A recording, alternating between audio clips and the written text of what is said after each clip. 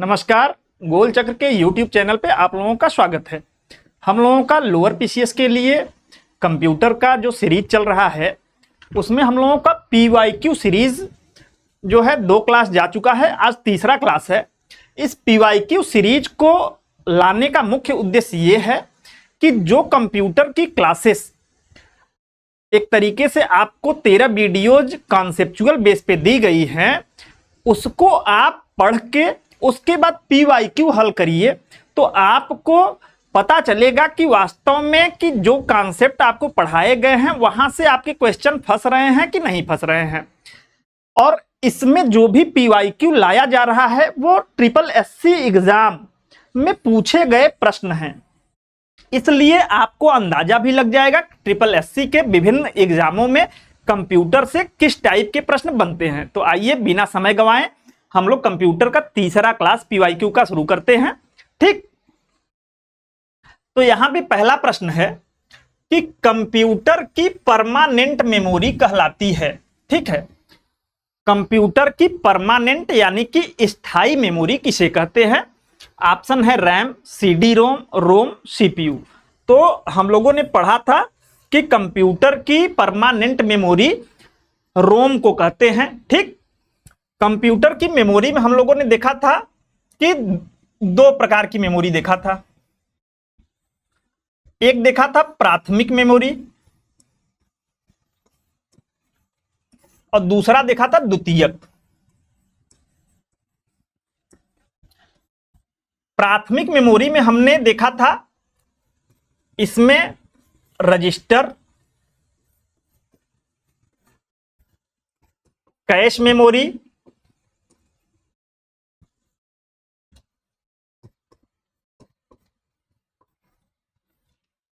इसके अलावा हमने देखा था स्थायी मेमोरी,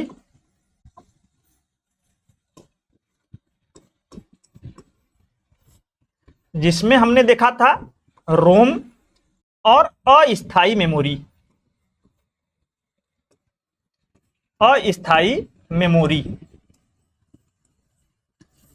जिसमें हमने देखा था रैम। इसको याद करने का भी तरीका है, यहां से चूंकि रोम और रैम का अंतर बहुत पूछता है तो यहां से हम लोग क्लियर कर लेते हैं। पहले तो रोम का full form read only memory होता है, रैम का full form random access memory होता है।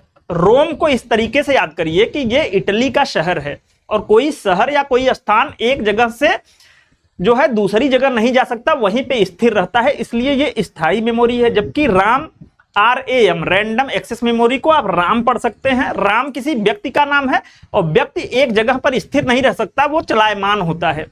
तो रैम क्या है? ये आपकी अस्थायी मेमोरी है। यहां से कुछ प्रश्न और बनते हैं जिनको इसी समय क्लियर कर लेते हैं।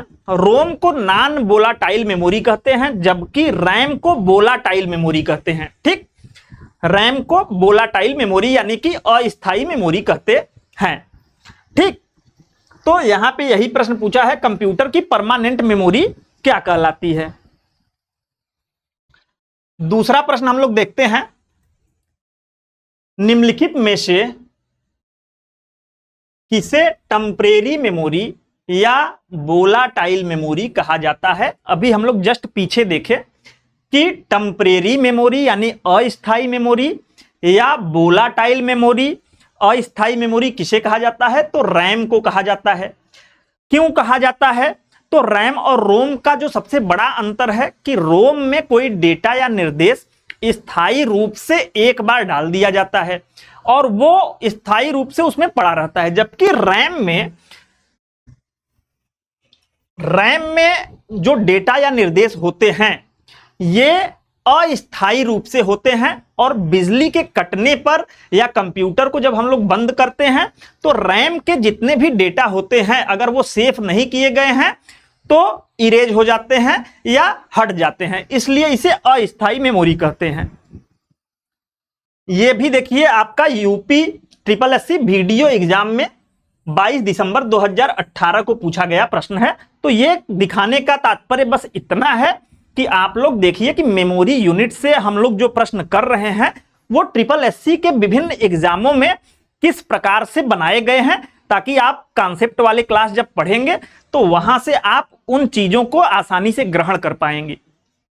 तीसरा प्रश्न हम लोग देखते हैं, निम्नलिखित में से प्राइमरी स्टोरेज डिवाइस का उदाहरण कौन सा है।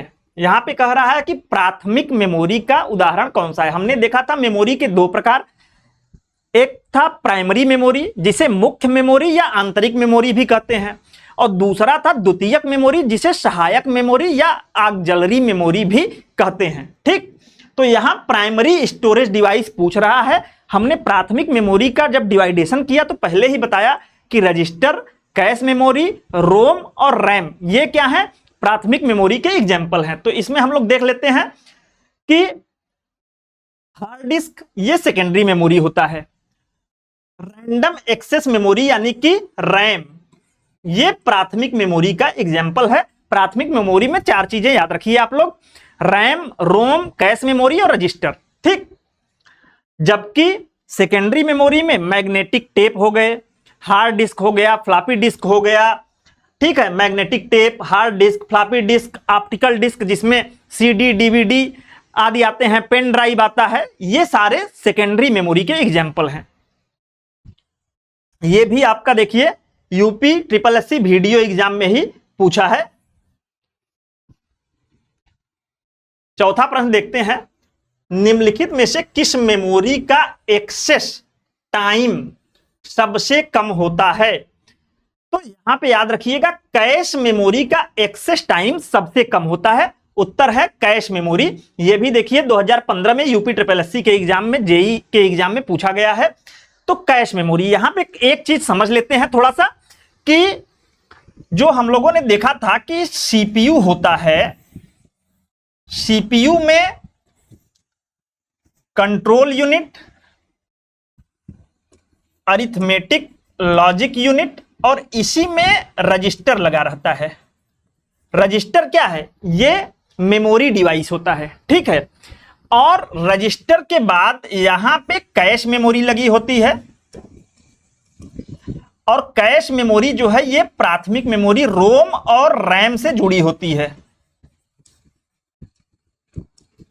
अब यहां पे कह रहा है कि किस मेमोरी का एक्सेस टाइम सबसे कम है, यानी कौन सी मेमोरी ऐसी है जिससे डेटा सीपीयू बहुत तेजी से ले पाता है, यानी कि उससे डेटा लेने का जो टाइम है, एक्सेस टाइम, वो सबसे कम होता है। तो यहां पे इसका क्रम याद रख लीजिएगा कि रजिस्टर ये कंप्यूटर की सबसे तेज मेमोरी होती है। कभी आपसे पूछ दे कंप्यूटर की सबसे तेज मेमोरी क्या होती है, तो रजिस्टर होती है।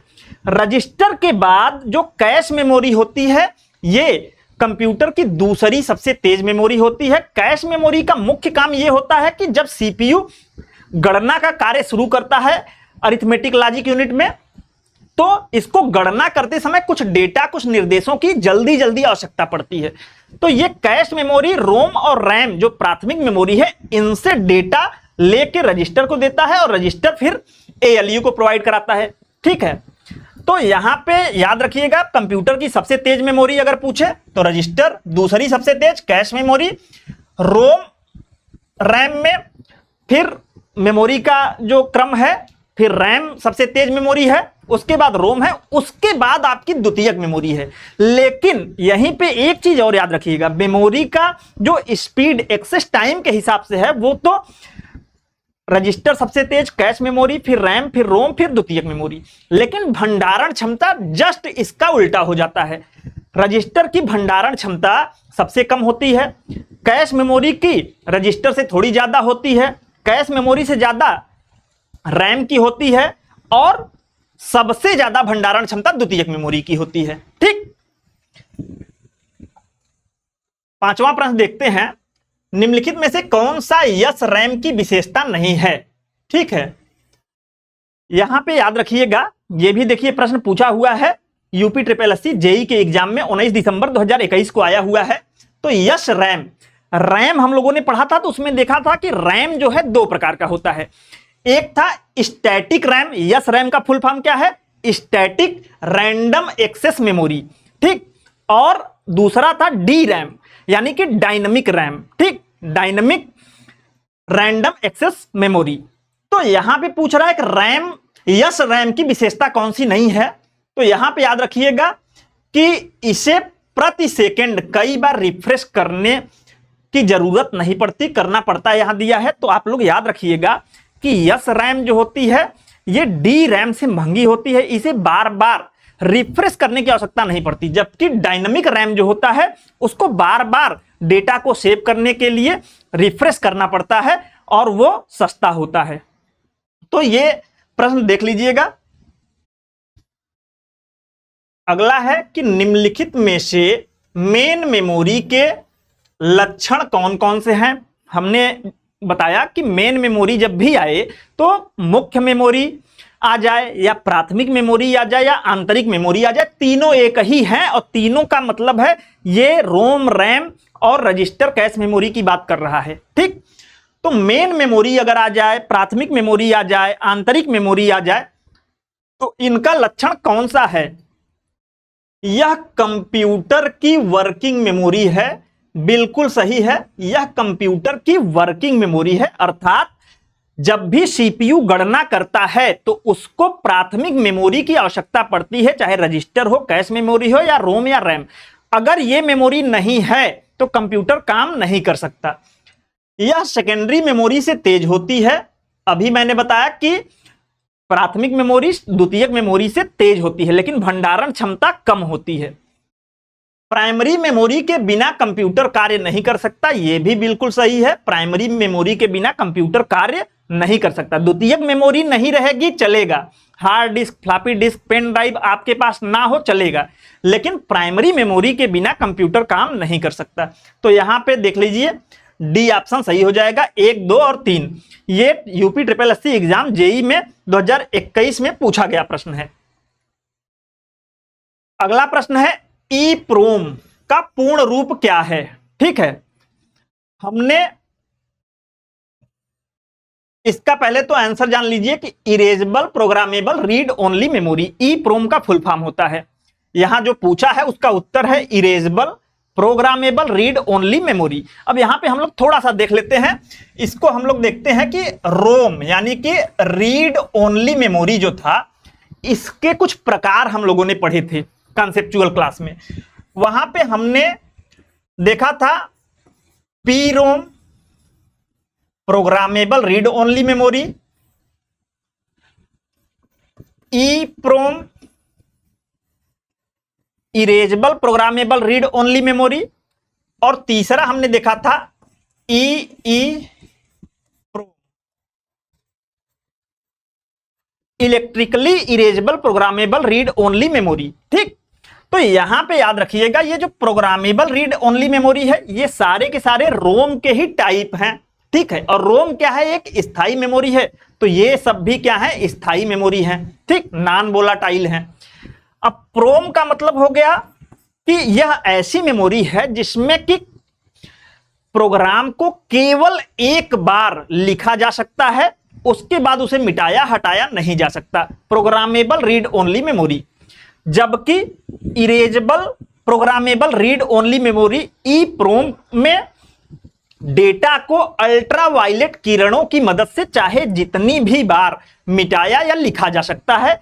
इसका मतलब यह इरेजेबल यानी कि अल्ट्रावायलेट रेज से यह भी पूछता है कि किस रेज की मदद से ई प्रोम में डेटा को मिटाया हटाया जाता है। ठीक, तो अल्ट्रावायलेट रेज याद रखिएगा। E PROM electrically erasable programmable read only memory में यहां पे विद्युत यानी कि लेजर विकिरण के माध्यम से कितनी भी बार डेटा को हटाया या मिटाया जा सकता है, लिखा जा सकता है, तो ई प्रोम। ठीक, अगला क्वेश्चन हम लोग देख लेते हैं। निम्नलिखित में से कौन सा कथन कंप्यूटर मेमोरी के संबंध में गलत है? कह रहा है कंप्यूटर मेमोरी के संबंध में कौन सा गलत है, तो देख लेते हैं। डी रैम को डाटा बनाए रखने के लिए समय समय पर रिफ्रेश करना पड़ता है। अभी हम लोगों ने यस रैम डी रैम का मुख्य अंतर यही देखा था कि डी रैम को बार बार रिफ्रेश करना पड़ता है ताकि डाटा उसका बना रहे। ठीक, जबकि यस रैम में रिफ्रेशिंग की जरूरत नहीं पड़ती। तो यह कथन एकदम सही है। हमको पहचानना क्या है? गलत कथन पहचानना है। रोम फर्मवेयर इंस्ट्रक्शन को स्थायी रूप से स्टोर करता है, एकदम ये भी सही है। फर्मवेयर इंस्ट्रक्शन क्या होता है कि रोम में कुछ निर्देश जो है प्राथमिक रूप से स्थायी रूप से डाल दिए जाते हैं। जब कंप्यूटर स्टार्ट होता है तो रोम में कुछ जांच वगैरह होती है जो कि पूरे कंप्यूटर के उपकरण की जांच करती है। तो ये फर्मवेयर इंस्ट्रक्शन जो होते हैं इन्हीं के माध्यम से वो जांच होती है, उसे बायोस जांच कहा जाता है। ठीक है, तो फर्मवेयर इंस्ट्रक्शन किस में होता है, आप ये भी डायरेक्ट क्वेश्चन पूछ सकता है कि फर्मवेयर इंस्ट्रक्शन किस मेमोरी में स्टोर रहता है, तो ये रोम में आप याद रखिएगा। यस रैम डी रैम की तुलना में तेज लेकिन महंगी होती है। ठीक है, तो ये भी एकदम सही है। यस रैम को हमने बताया था कि ये तेज होती है और महंगी होती है।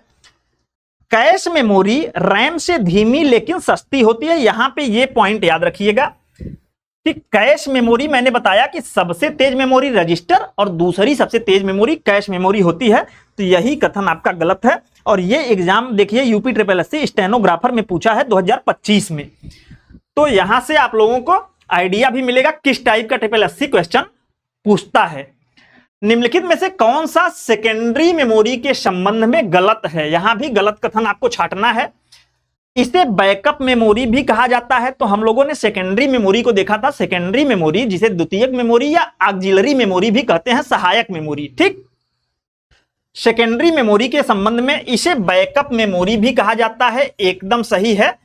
सेकेंडरी मेमोरी का काम ही होता है कि हम डेटा वगैरह को बैकअप के लिए इसमें रखते हैं ताकि हम जब जरूरत पड़े उस डेटा को प्राप्त कर सकें, जैसे hard disk, floppy disk, pen drive, magnetic tape या सीडी, डीवीडी। इसमें क्या होता है, स्थायी रूप से सेकेंडरी मेमोरी को आप एक चीज और याद रखिएगा, ये स्थायी मेमोरी होती है। ठीक, जैसे कि रोम की तरह ये स्थायी होती है। जितने भी सेकेंडरी मेमोरी होते हैं सबके सब स्थायी होते हैं। ठीक, यानी कि नॉन वोलाटाइल होते हैं।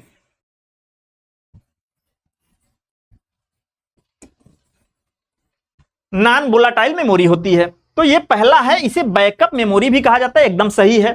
पावर बंद होने पर भी डेटा सुरक्षित रहता है, तो स्थायी मेमोरी है। तो स्थायी मेमोरी में लाइट जाने के बाद, रोम में हमने देखा था स्थायी मेमोरी था, तो लाइट जाने के बाद भी उसमें डेटा सुरक्षित रहता था। तो ये भी स्थायी मेमोरी है, नॉन वोलाटाइल है। तो यहां भी पावर बंद होने के बाद डेटा सुरक्षित रहता है। कंप्यूटर सेकेंडरी मेमोरी के बिना चल सकता है, एकदम सही है ये भी कथन कि कंप्यूटर हमने बताया प्राइमरी मेमोरी के बिना नहीं चल सकता, जबकि सेकेंडरी मेमोरी रहे ना रहे कोई फर्क नहीं पड़ता। यह वोलाटाइल मेमोरी है, तो ये गलत कथन है कि ये गलत है, यही हमको छांटना था। यह वोलाटाइल मेमोरी नहीं है, बल्कि मैंने बताया नॉन वोलाटाइल मेमोरी है। ठीक, 10वां क्वेश्चन देखते हैं हम लोग। रैम को शार्ट मेमोरी के रूप में प्रयोग किया जाता है। रैम ये अस्थायी मेमोरी है, इसे शार्ट मेमोरी के रूप में क्यों प्रयोग किया जाता है, क्योंकि ये वोलाटाइल होती है। सीधा सा वोलाटाइल मतलब अस्थायी होती है। अस्थायी होने से क्या तात्पर्य है कि इसमें हम लोग शॉर्ट टर्म में जो भी काम करते हैं वो काम करने के बाद डाटा अपने आप हट जाता है, या बिजली जाने पे अपने आप डाटा हट जाता है, तो इसे वोलाटाइल होता है, इसीलिए इसे शार्ट मेमोरी के रूप में प्रयोग किया जाता है। ठीक, ये भी देखिए आपका UP SSC excise constable exam में पूछा गया है। 11वां प्रश्न, फ्लैश ड्राइव को सामान्यतः किस नाम से जाना जाता है। तो याद रखिएगा, फ्लैश ड्राइव को सामान्यतः पेन ड्राइव के नाम से जाना जाता है, इसलिए क्योंकि पेन ड्राइव का काम ही होता है हम लोग लैपटॉप, कंप्यूटर आदि में पेन ड्राइव लगा के कोई डेटा आराम से एक्सेस आसानी से कर लेते हैं और फिर उसे हटा लेते हैं, फ्लैश कर लेते हैं, या आसानी से कोई डेटा पेन ड्राइव में है तो कंप्यूटर में लगा के हम लोग उसको निकाल लेते हैं, फिर पेन ड्राइव को हटा देते हैं। तो ये फ्लैश, तो फ्लैश ड्राइव की तरह पेन ड्राइव यूज होता है, इसीलिए फ्लैश ड्राइव को सामान्यतः पेन ड्राइव के नाम से भी जाना जाता है।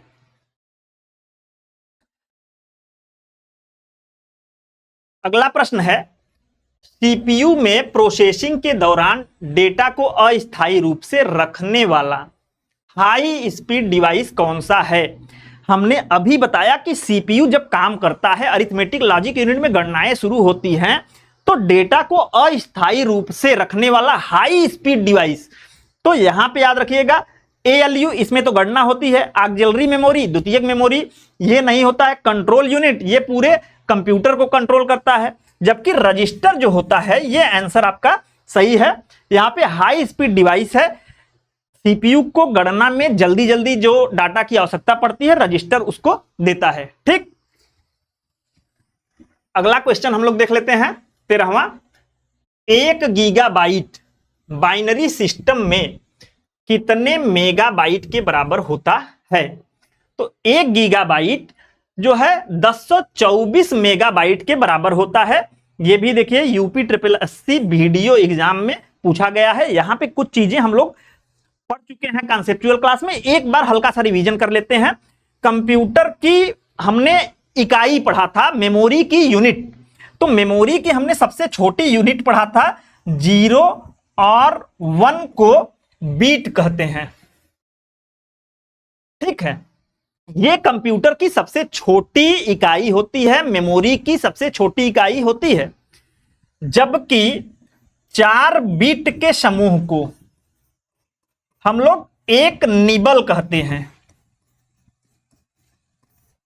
8 बीट के समूह को 1 बाइट कहते हैं। ठीक है, तो ये सबसे छोटी इकाई बिट, फिर निबल, फिर बाइट। इसके बाद कंप्यूटर की इकाई हम लोगों ने पढ़ा था किलोबाइट, मेगाबाइट, गीगाबाइट, टेराबाइट और पेटाबाइट। हाँ, केबी, किलोबाइट, उससे बड़ी इकाई मेगाबाइट, फिर गीगाबाइट, फिर टेराबाइट और फिर पेटाबाइट।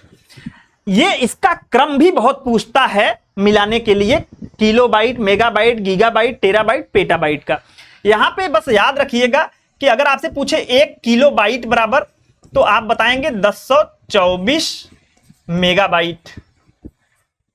1 मेगाबाइट बराबर आपसे पूछे तो 1024 गीगाबाइट, यानी कि एक आगे का होता जाएगा।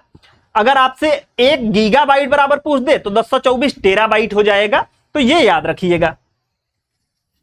और ये कंप्यूटर की इकाइयां हैं, ठीक, यूनिट्स हैं। निम्नलिखित स्टोरेज यूनिट्स का सही क्रम कौन सा है? यहां पूछ रहा है कि जो स्टोरेज यूनिट यहां पे दिया हुआ है, केबी, एमबी, जीबी, टीबी, इसका क्रम पूछ रहा है सही कौन सा है। ठीक, ये भी देखिए यूपी SSSC जूनियर असिस्टेंट 2025 में पूछा गया प्रश्न है। तो यहां पे अभी मैंने बताया कि किलोबाइट, उससे बड़ा मेगाबाइट, मेगाबाइट से बड़ा गीगाबाइट, फिर टेराबाइट और फिर अगर इसमें और ऑप्शन रहता तो पेटाबाइट। तो ये क्रम एकदम सही है, इसको याद रखिएगा। अगला प्रश्न देख लेते हैं। ईप्रोम, अभी हम लोगों ने रोम के प्रकार देखे थे, उसमें ईप्रोम को देखा था, erasable programmable read only memory में संग्रहित डेटा को इरेज करने के लिए किसका प्रयोग किया जाता है? तो यहां पे हम लोगों ने अभी जस्ट पीछे के प्रश्न में देखा था कि ईप्रोम जो होता है वहां पे डेटा वगैरह को इरेज करने के लिए अल्ट्रावायलेट किरणों का प्रयोग किया जाता है। ठीक है, अल्ट्रावायलेट रेज का प्रयोग किया जाता है। वर्चुअल मेमोरी का साइज किस पर निर्भर करता है? तो वर्चुअल मेमोरी का आप लोग याद रखिएगा, साइज एड्रेस लाइन पर निर्भर करता है। किस पे निर्भर करता है? Address line. इसको थोड़ा सा समझ लीजिए कि वर्चुअल मेमोरी आखिर होती क्या है। वर्चुअल मतलब हो गया काल्पनिक मेमोरी, यानी कि वास्तव में ये मेमोरी होती ही नहीं, इसीलिए इसे वर्चुअल मेमोरी या काल्पनिक मेमोरी कहते हैं। अब ऐसे समझिए कि आपका कंप्यूटर में 8 GB का रैम है, 8 GB का रैम आपके कंप्यूटर में है, और आपने अपने कंप्यूटर में 8 से 10 फंक्शन ओपन कर दिए, जिससे कि आपका जो ये 8 GB रैम था ये फुल हो गया। अब क्या होगा? कंप्यूटर धीरे हो जाएगा, कंप्यूटर हैंग करने लगेगा। तो यहां पे जो कंट्रोल यूनिट होता है वो क्या करता है कि जो सेकेंडरी स्टोरेज डिवाइस होती है, ठीक है, द्वितीयक मेमोरी होती है, जिसमें SSD और हार्ड डिस्क, फ्लॉपी डिस्क जैसे आते हैं, तो द्वितीयक मेमोरी से ये थोड़ा स्पेस मांगती है, कि यहां भाई कंप्यूटर के अंदर रैम फुल हो गया है, मुझे थोड़ा सा स्पेस चाहिए, तो उस स्पेस को एड्रेस लाइन के माध्यम से द्वितीयक मेमोरी उपलब्ध कराता है। तो वर्चुअल मेमोरी कोई मेमोरी नहीं होती, बल्कि द्वितीयक मेमोरी जो स्पेस एड्रेस लाइन के थ्रू देता है उसी को वर्चुअल मेमोरी कहते हैं। ठीक, अगला हम लोग देख लेते हैं निम्नलिखित में से कौन सा एसएसडी का पूर्ण रूप है। अभी हमने देखा एसएसडी क्या था, ये द्वितीयक मेमोरी था।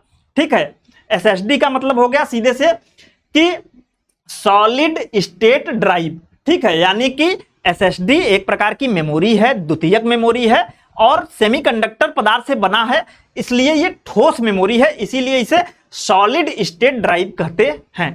फुल फॉर्म इसका पूछा है, देखिए यूपी ट्रिपल एससी के ही एग्जाम में, जेई के 2021 में ये प्रश्न बना है।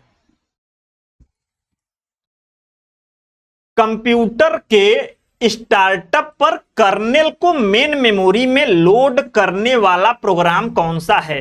ठीक, यहां पे प्रश्न है कि कंप्यूटर के स्टार्टअप पर कर्नेल को मेन मेमोरी में लोड करने वाला प्रोग्राम कौन सा है। तो याद रखिएगा बूट स्ट्रैप प्रोग्राम जो है इसको समझ लेते हैं। थोड़ा सा लैंग्वेज इसका टफ कर दिया है, लेकिन है बहुत सामान्य चीज। आप याद रखिए कि जब हम लोग कंप्यूटर को ऑन करते हैं, कंप्यूटर जैसे ही हम लोग ऑन करते हैं तो कंप्यूटर के सारे फंक्शन तुरंत काम नहीं करते। जैसे विंडोज, यूनिक्स, लिनक्स जो ऑपरेटिंग सिस्टम हैं वो काम करना तुरंत स्टार्ट नहीं करते। उसके लिए क्या होता है, ऑन करने के बाद एक प्रक्रिया कंप्यूटर के स्टार्ट करने की चलती है, जिसे हम लोग बूटिंग कहते हैं। बूटिंग की प्रक्रिया यानी कंप्यूटर के स्टार्ट होने की प्रक्रिया चलती है। बूटिंग के बाद जो है बूट ट्रैप